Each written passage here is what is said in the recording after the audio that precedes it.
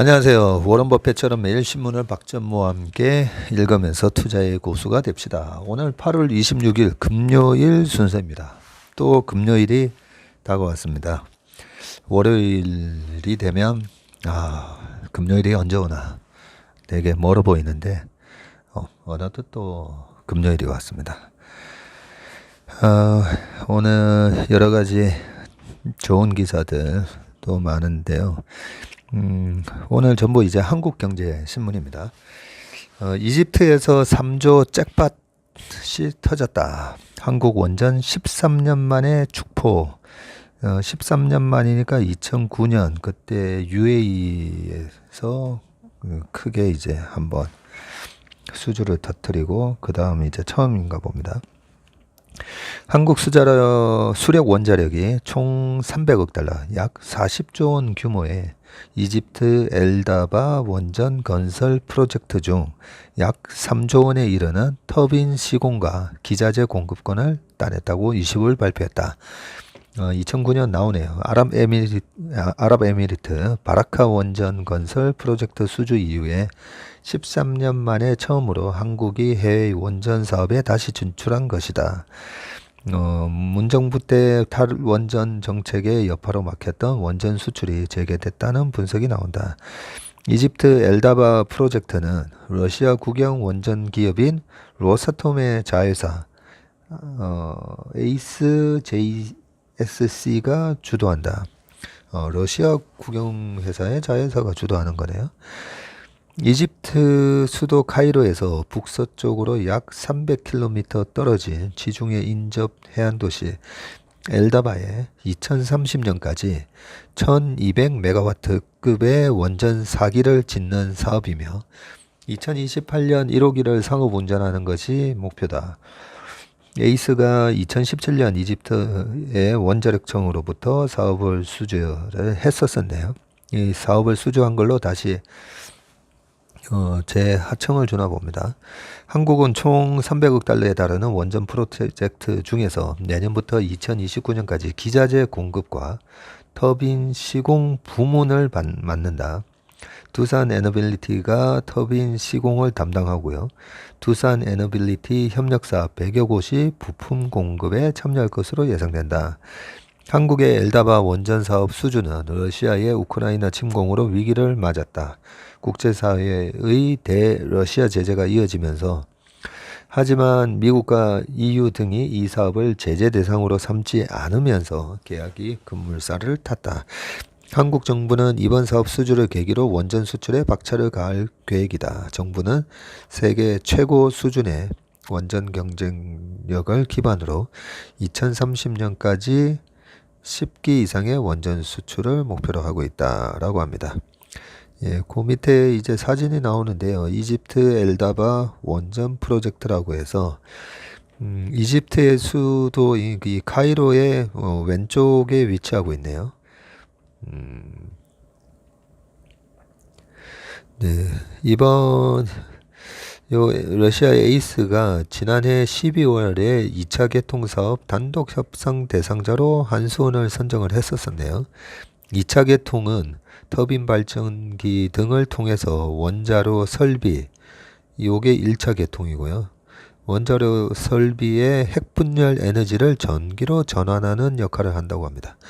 한수원과 에이스는 당초 지난 4월까지 계약을 끝낼 계획이었지만 러시아의 우크라이나 침공으로 국제사회의 대러시아 제재가 이어지면서 계약에 차질을 빚었었는데 이와 에이스 미국과 EU가 요 회사들을 제재 대상에서 제외를 했고 러시아를 국제은행 간 통신협회 스위프트 결제망에서 배제하지 않기로 하면서 협상이 급물살을 탔었다고 합니다. 네. 2024년도에 재개될 신한울 3, 4호기 공사 등 국내 원전 건설 사업이 본궤도에 오르기 전까지 이집트 원전을 통해서 일감이 공급되는 점도 원전업계에는 긍정적이라고 합니다. 게다가 이번 수주로 한국 원전 산업의 경쟁력이 다시 한번 입증됐고요. 한국은 다른 원전 선진국에 비해서 건설 단가가 싼 데다가 100여 개 이상의 국내 기자재 업체를 중심으로 탄탄한 공급망을 갖추고 있다고 합니다. 정동욱 한국원자력 학회장은 계획된 예산으로 공기를 맞추는 시공 능력은 한국이 세계 최고라면서 이번 수준은 한국의 원전 기술에 대한 신뢰도를 더 높이는 계기가 될 것이다 고 했습니다. 정부는 이집트 원전 사업 참여를 계기로 국내 원전 업계가 해외 시장에 활발히 진출할 수 있도록 할 방침인데요. 특히 체코, 폴란드 등 사업자 선정이 임박한 국가를 대상으로 고위급 세일즈 외교를 할 방침이라고 합니다. 네. 그 다음 기사를 또 보겠습니다.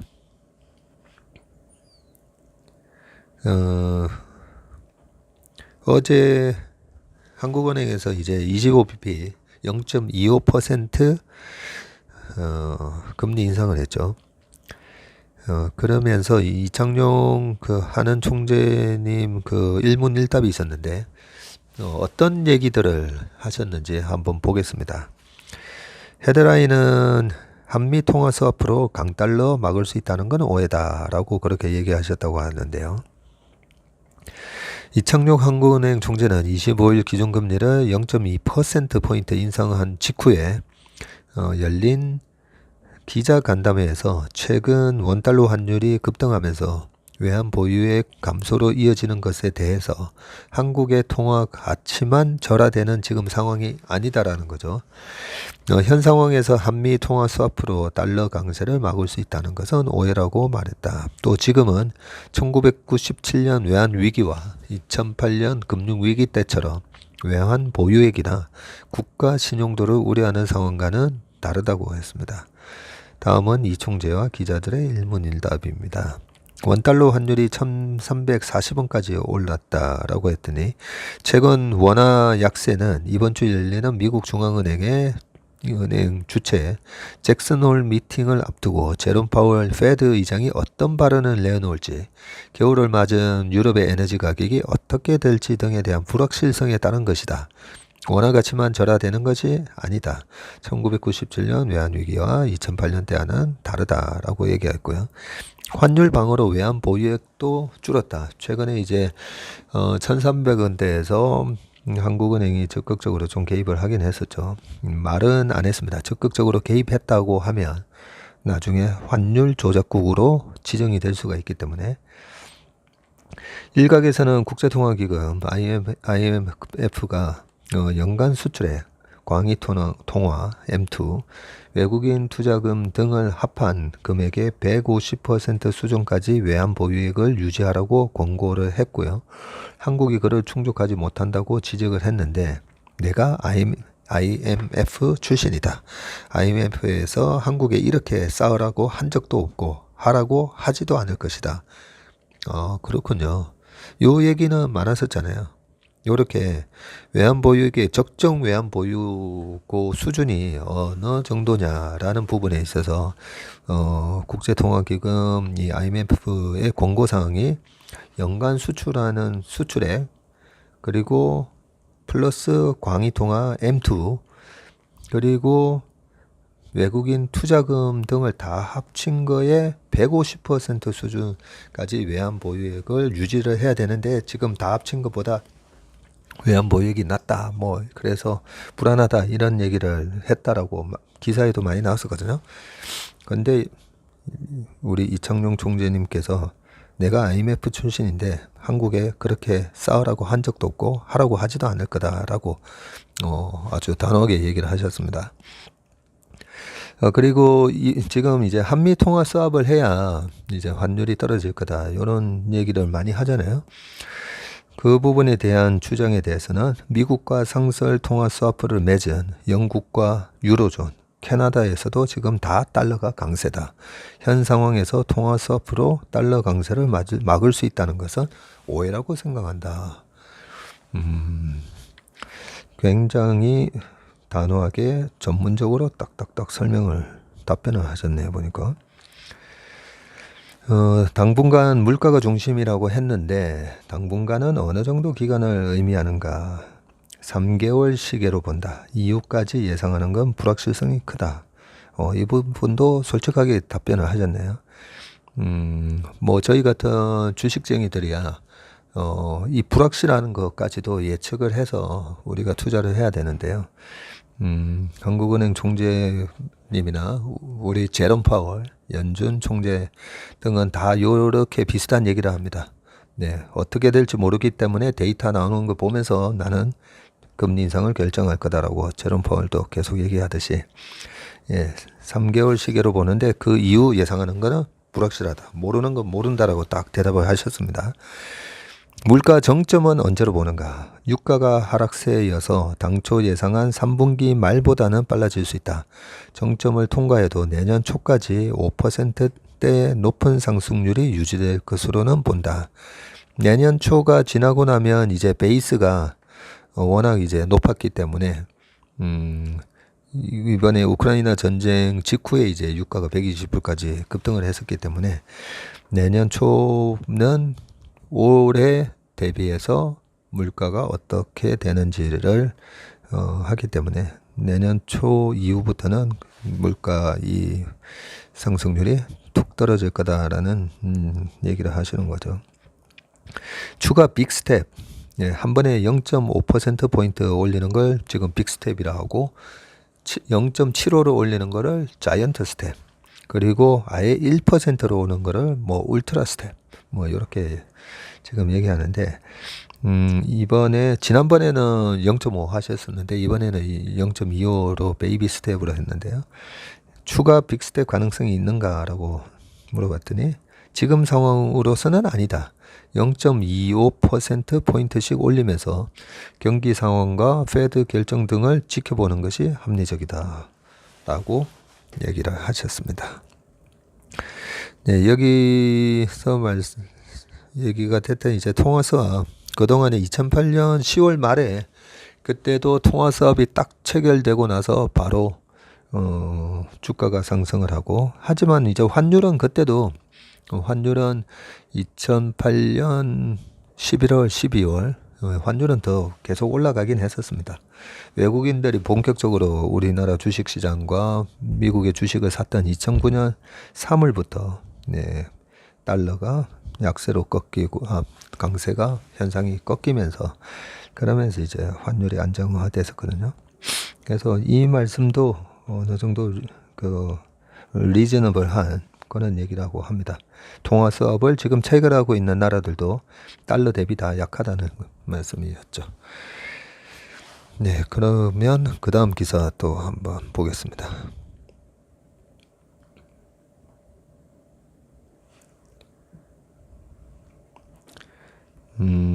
그 다음 기사는요. 미국 인플레 감축법으로 전기차 연 10만 대 지금 수출 차질. 요 얘기 때문에 주초에 현대기아차가 또 확 빠졌었잖아요. 자동차 산업 연맹 그 IRA 문제를 지적을 하면서 보조금 사라지면 경쟁력도 사라진다.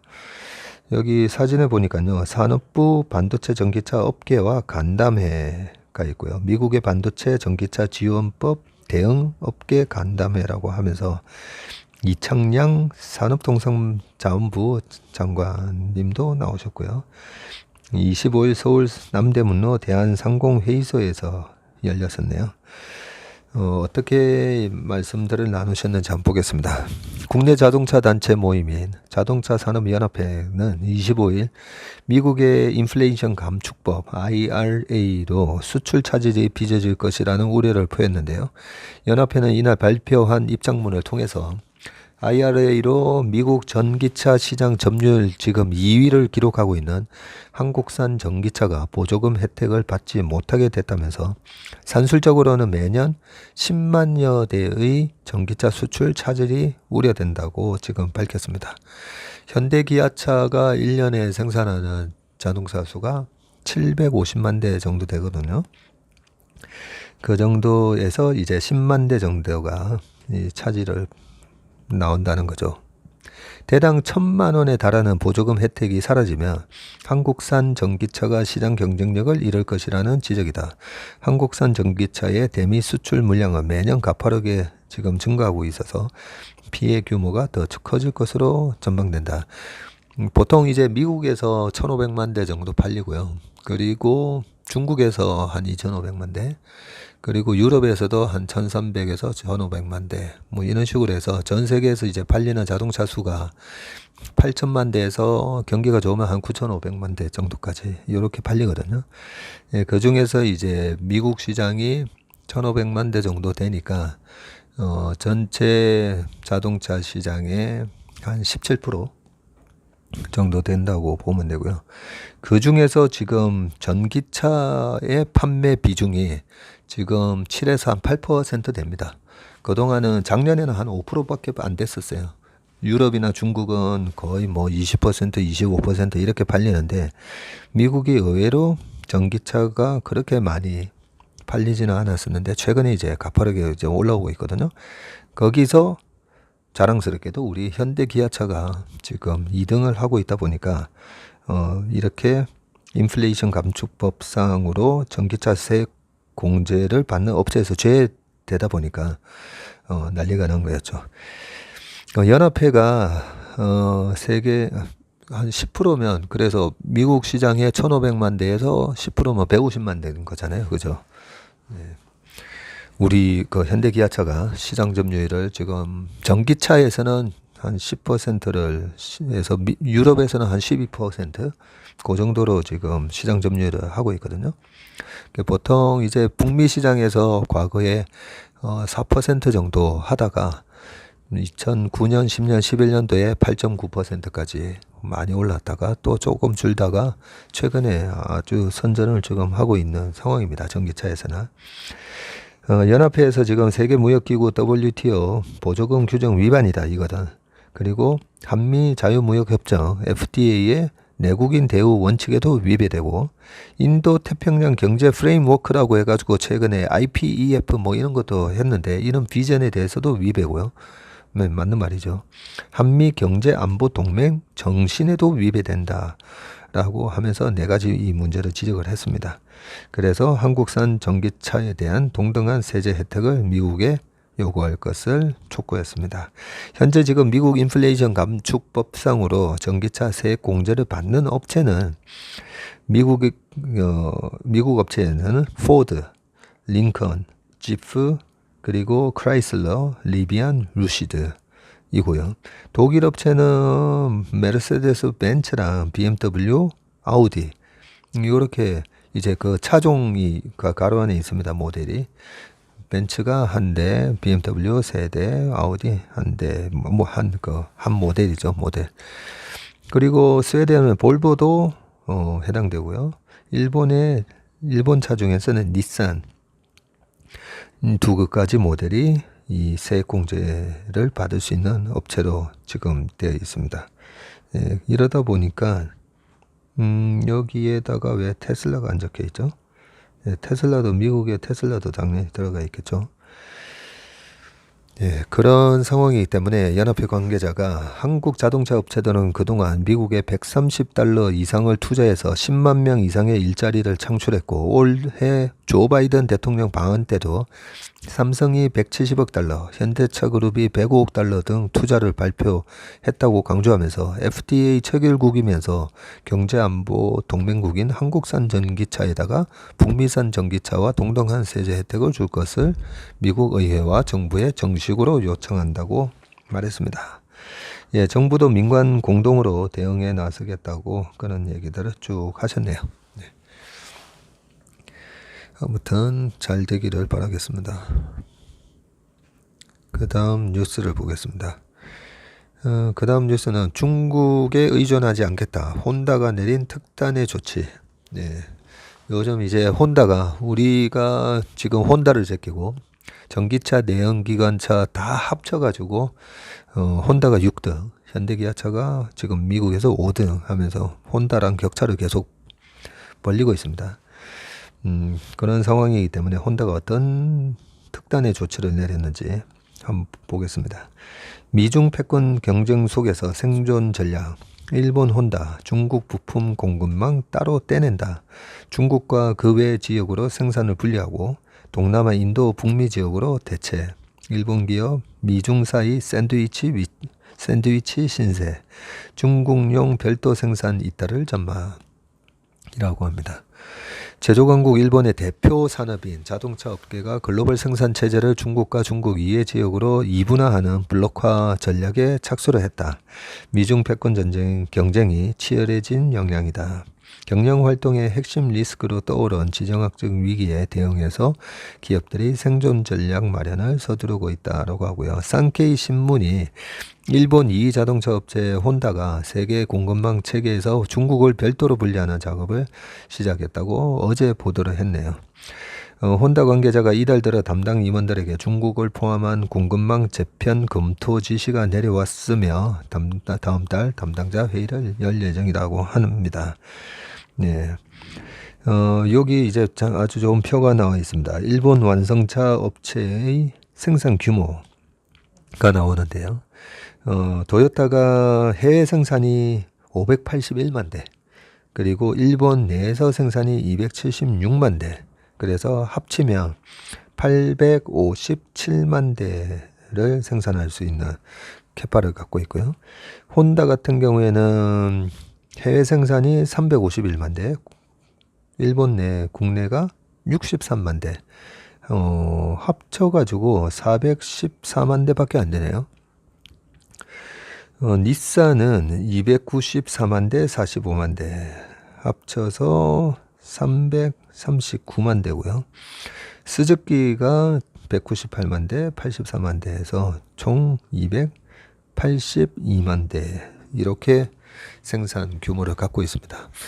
혼다 자동차 해외 생산 규모가 나오는데 해외 지금 351만 대 중에서 보니까 미국 포함해서 북미가 36만 대를 생산할 수가 있고요. 2021년 기준 가로하는 생산 규모라고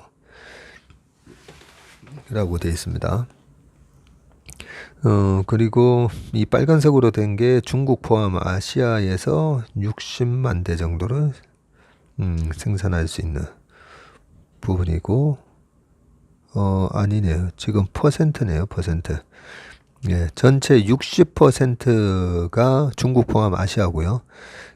미국 포함 북미가 36%, 기타가 4%인데 생산 규모, 가로하니 생산 규모인데 중국 포함 아시아가 210만 대 규모고 북미가 127만 대 규모, 이렇게 되어 있습니다. 예.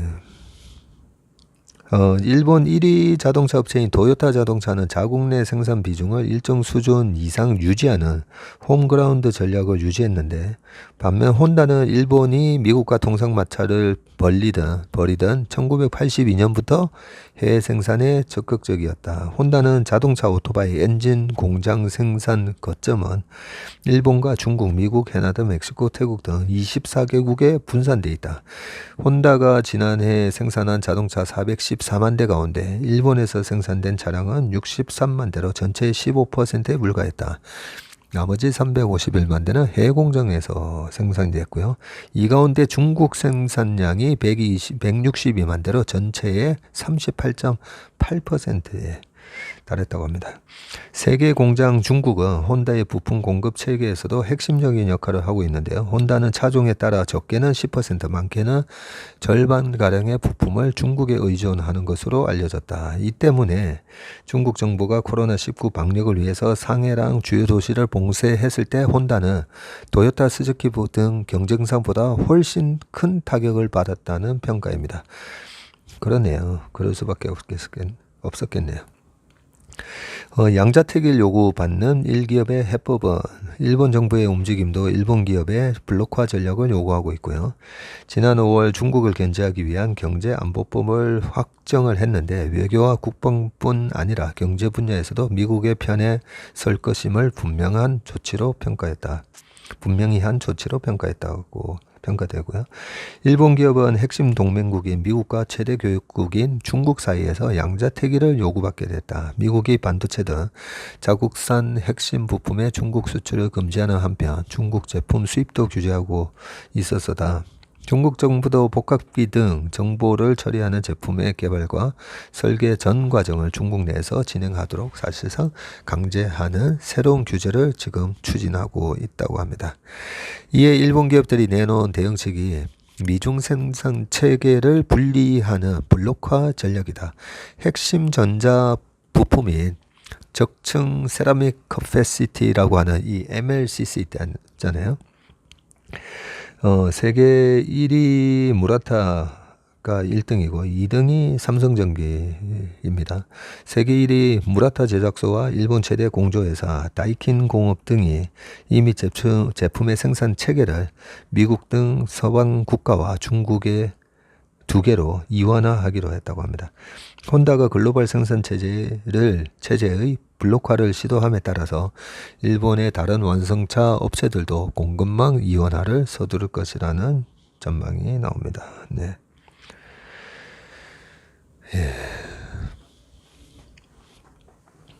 사실 이 블록화를 하고 너무 큰 이 지원 지투 국가들이 아담 스미스랑 그다음에 데이비드 리카르도가 얘기한 그냥 비교 우위에 의해서 서로 도움이 되도록 서로 잘하는 거죠. 생산하면서 자유무역을 하는 게 가장 좋은데 한쪽이 또 이렇게 보호무역으로 나오면 이쪽에서 또 보호무역을 강화하고 이런 부분이 사실 1930년대 대공황의 원인이었었거든요. 10년 동안 1920년부터 30년까지 10년 호황을 누리고 나서 이제 침체가 오니까 그 정치인들이 그 침체를 막기 위해서 그때 당시에 보호무역 조치를 막 취합니다. 취하니까 니네가 그래? 그러면 우리도 관세 올려 하면서 막 서로 관세를 막 올리고 하면서 그때 당시에 교역량이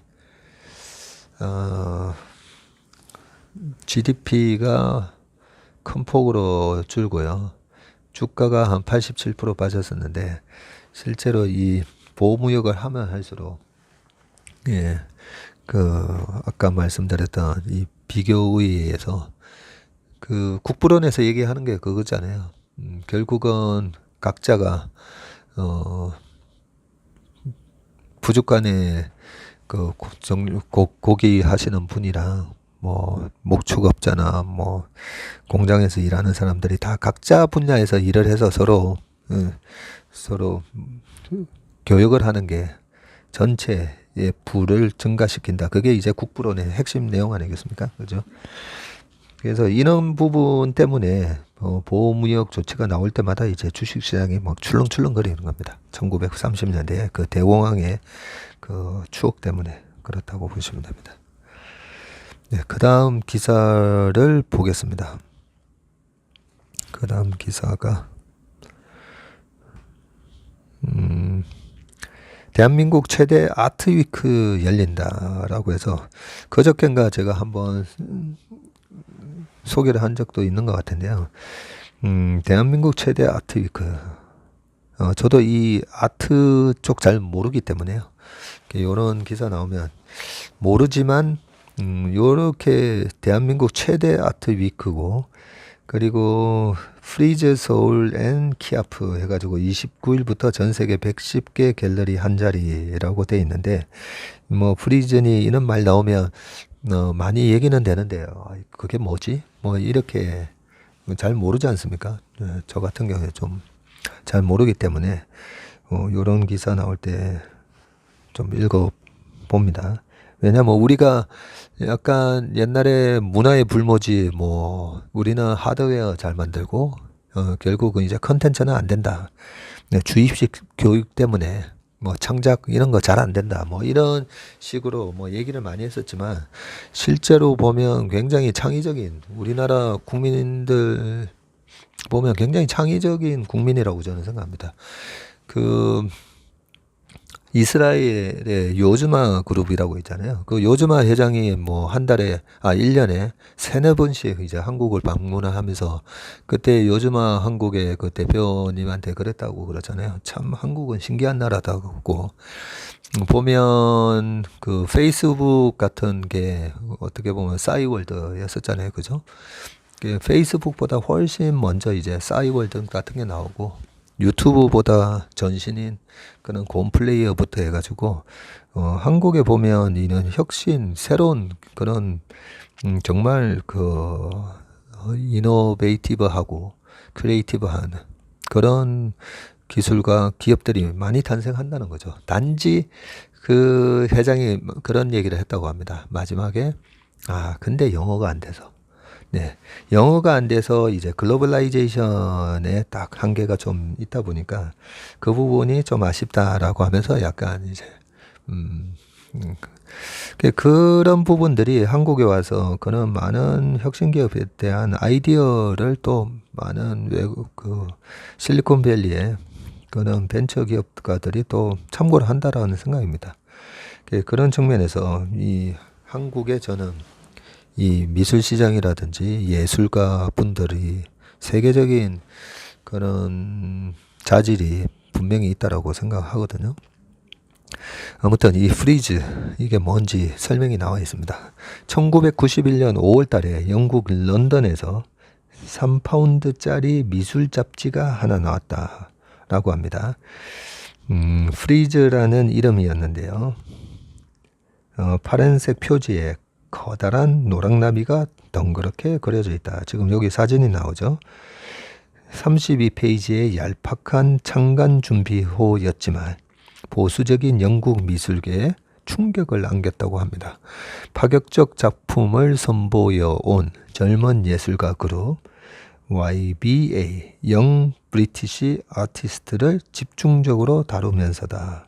사람들은 무슨 일인가 싶었다. 세계 미술 시장을 주도하는 거물의 태동이었다고는 상상조차 하지 못했다. 불편하고 난해하지만 도도한 흐름이 돼가는 영국 현대 미술의 저력을 프리즈는 제대로 알아챘다. 현대 미술에 대한 비평의 장을 활짝 열어젖혔다라고 합니다. 프리즈의 눈은 정확했다. 창간 준비호의 노랑나비 그림은 데미안 허스트 작품이었네요, 이게. 데미안 허스트가 24살에 그린 익스플로전 폭발이라는 작품이었다고 합니다. 애벌레에서 이렇게 나비가 나오는 그런 거를 연상하면서 이게 익스플로전이라고 했나 봅니다. 허스트는 프리즈 표지에 작품이 실린 뒤 얼마 지나지 않아 영국 최고 권위의 미술상인 터너상을 받으면서 일약 스타덤에 올랐다고 합니다. 일찌감치 허스트의 진가를 알아봤던 프리즈의 권위도 함께 치솟았다. 프리즈의 앞길은 탄탄대로였다. 창간 12년 만인 2003년에 프리즈 런던 아트페어와 프리즈 스컬퍼처를 시작했다. 미국 뉴욕과 로스앤젤레스까지 진출해서 5개의 아트페어를 운영하고 있다. 출판물도 3개 보유하고 있고요. 지구촌 미술시장을 뒤흔드는 아트페어의 중심이자 문화예술 플랫폼으로 지위를 확실하게 다졌다. 프리즈라는 이름은 고전 건축물의 기둥이 떠받치고 있는 한 부분을 뜻하는 프리즈. 데미언 허스트가 골드스미스 대학 시절 친구들과 기획한 전시의 이름 프리즈에서 따왔다고 합니다. 그 이름처럼 프리즈는 30여 년간 현대 미술계에서 광범위하고 촘촘한 네트워크를 구축했다. 갤러리와 예술가 그리고 컬렉터를 물 흐르듯 연결한다. 현대미술의 새로운 흐름을 창조하고 주도하는 프리즈가 아시아 처음으로 서울에서 아트페어를 개최한다. 아시아 처음이라고요? 일본 이런 데서도 안 했었나 보네요. 동경 같은 데서. 프리즈 서울은 올해로 10회째를 맞이한 한국화랑협회 아트페어인 키아프와 맞물려서 열린다. 다음 달 2일부터 서울에서 사상 유례없는 축제의 아트위크를 보낸다. 프리즈 서울과 기아프는 단순한 미술품 거래 시장이 아니다. 본행사를 전후해서 열흘 동안 이벤트가 풍성하게 열리는데요. 미술계의 중요한 의제를 나누는 컨퍼런스도 이어진다. 갤러리들은 밤늦게까지 관광객을 맞이한다. 아름다운 작품 앞에 멈춰서 시간을 잊어본 이들에게 2022년 늦여름의 서울은 거대한 아트 테마파크로 기억될 것이다 라고 합니다. 이걸 보니까요, 갑자기, 부산의 백스코에서 매년 이제 그 영화제가 열리잖아요. 부산국제영화제.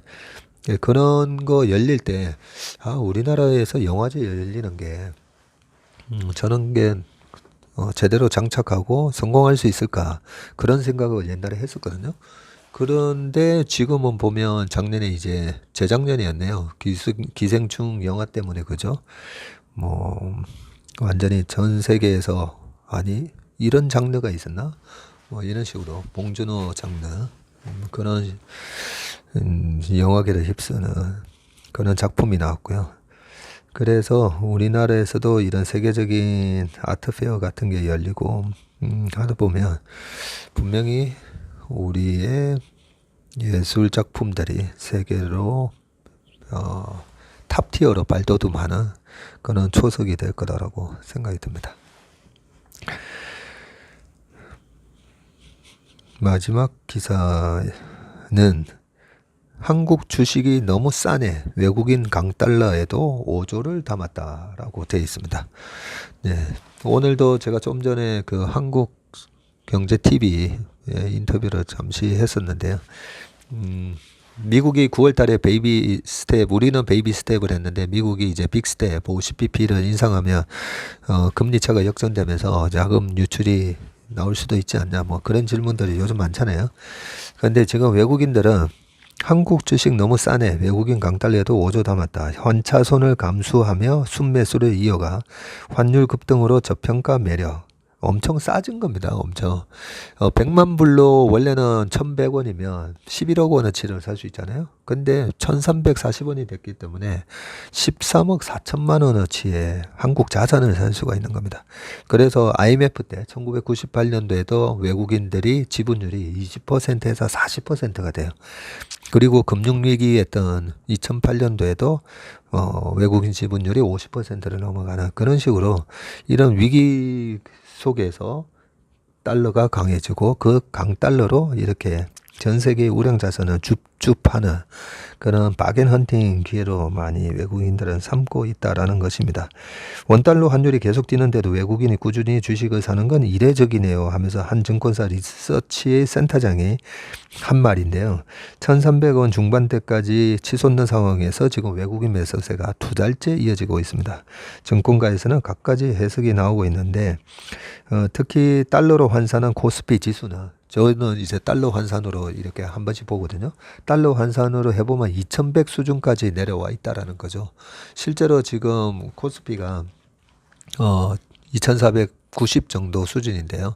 고점 대비해 가지고 24.9% 빠졌다라고 나오고 있거든요. 3316에서 지금 826포인트 빠져서 24.93포인트 빠졌다라고 돼 있는데 저는 이걸 갖다가 옆에 보면 이제 달러로 전환을 할 수가 있습니다. 외국인은 달러 기준으로 보고 있기 때문에 달러로 전환을 하면요. 지금 우리나라 지수가 고점 대비 얼마 빠졌냐면요. 37.3% 빠져 있습니다. 37.3%. 그러니까 외국인 입장에서는 너무 땡큐인 거죠. 여기서 사서 주가가 한 10% 15% 올라갔는데 환율도 결국은 떨어질 거니까요. 환율까지 떨어지면 외국인들의 수익은 15%가 아니라 원화 강세로 인해 가지고 25% 30% 벌 수 있으니까 그런 차원에서 지금 이제 사고 있고요. 금융 위기 이후에 지금 외국인 지분율이 최저라고 합니다. 지금 그런 상황에서 이제 많이 팔아놨다가 다시 이제 지금 사는 국면일 수가 있고요. 금융 위기 당시에 코스피가 달러 환산 코스피 지수가 일본 코스피 지수보다 그때도 16%포인트 이상 저평가됐는데요.